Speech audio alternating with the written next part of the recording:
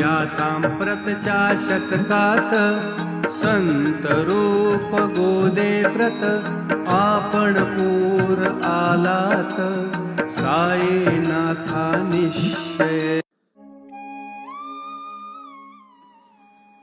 இந்த ஓவியின் பொருளாவது, ஓ சாயிநாதா, மகான்களின் மறுவடிவாகிய கோதாவரியில் நிகழும் இந்த நூற்றாண்டில் பெருக்கெடுப்பது நிச்சயமாக உமது வெள்ளமே அன்றோ?